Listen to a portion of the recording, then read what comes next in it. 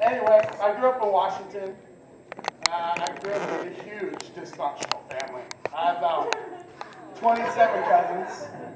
My sister knows exactly what I'm talking about. I have 27 cousins, and I'm right in the middle of it. And so our family reunions were amazing. A lot of fun. Basically consisted of constant competitions. Very rarely ended without a fist fight and someone crying. My family's real entertaining. So when my uncle and my dad, a few of my uncles actually moved down to Colorado to start some trucking companies, I decided to follow suit. I need to learn the family business a little bit.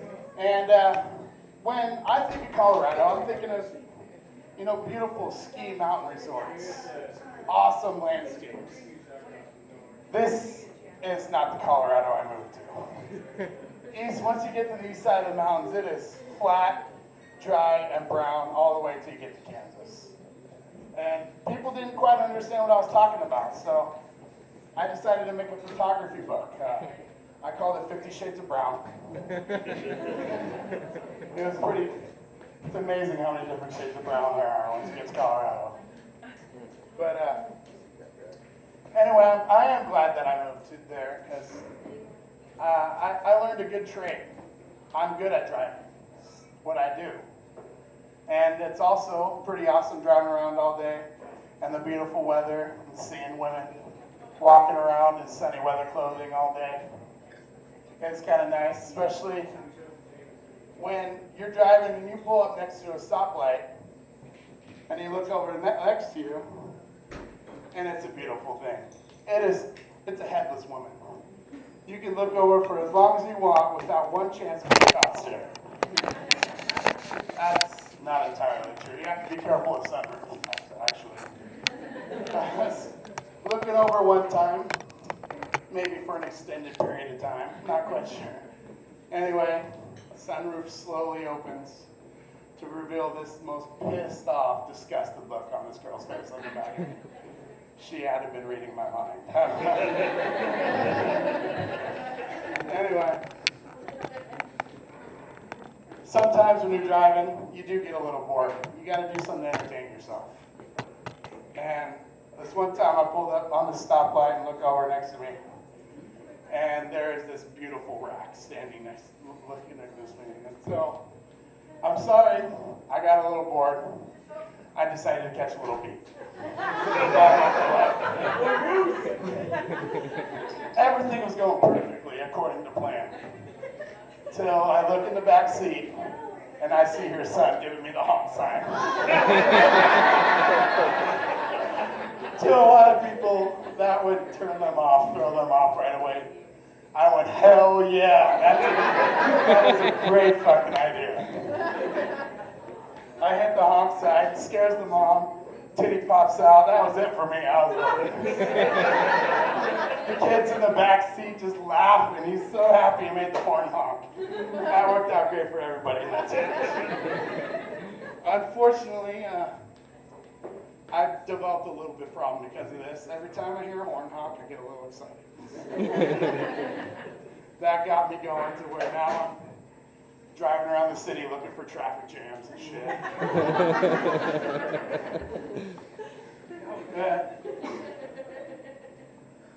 So, I'm always up for a good laugh. And so I've been to a lot of comedians. That's one comedian I went to, Gabriel Iglesias, fluffy Mexican. He's got the 5 levels of fatness. And kind of goes up like husky, fat, damn, the last one, like 8 A's. And because he has the 5 levels of fatness, he's also got t-shirts that go up to 5XL, and he wanted to promote this. So he's at the show, and he's like, who thinks they can fit this shirt? Come up to the front of the stage. My dad's trying to get me to go up, and I wasn't trying to, finally, okay, fine. Started walking up, and before I get up there, they're like, okay, no more people come up to the stage. They see me walking down. All right, one more person come up to the stage. I get down to the front. They have about 20 people all lined up, and they're going through each and every one of them, trying to decide who goes on to the next round, the finals. They get to me, it's pretty good applause. So I make it to the final 5, and I turn around and I went up to him, I was like, so when I went to Ralphie May, who's another very big comedian, when I went up to Ralphie May at the end, he called me Hercules. He looks up, wow, Ralphie May called you Hercules? Well, shit, with that red shirt on, I'm calling you Kool-Aid. Needless to say, I walked away with the shirt. And so I get back up to my seat and I have it on. My dad's like, right on, man, you won. Kind of look at him. Why? Because I was the fattest one. It's a bunch of bullshit. Anyway, I know I'm a big man. And I just can't give up things like Slurpees. I love Slurpees. Hell yeah. I don't think there's ever been a time anybody's like, hey, you want a Slurpee? And I was like, nah. As a big man, you got to learn how to do things like fall. Ben Manning didn't know there is an art to falling.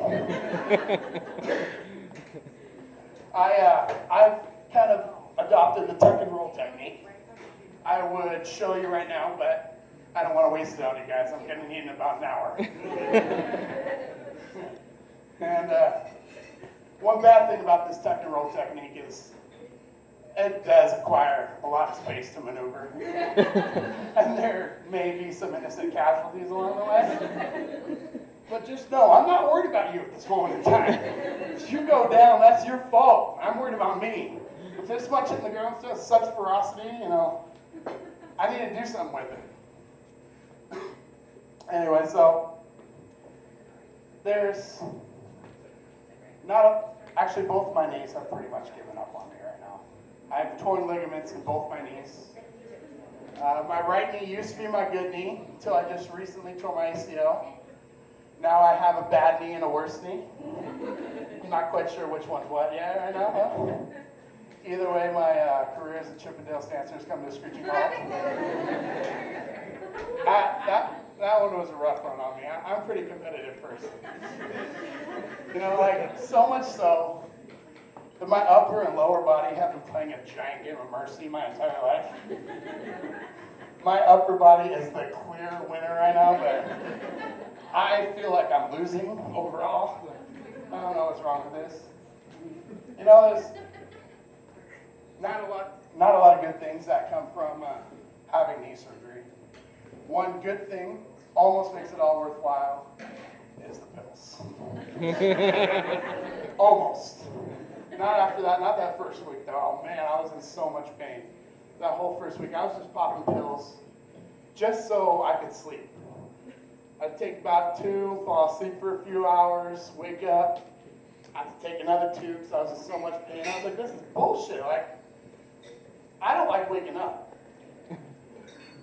If 2 pills make me fall asleep for 3 hours, how many pills is it going to take me to fall asleep till Thursday?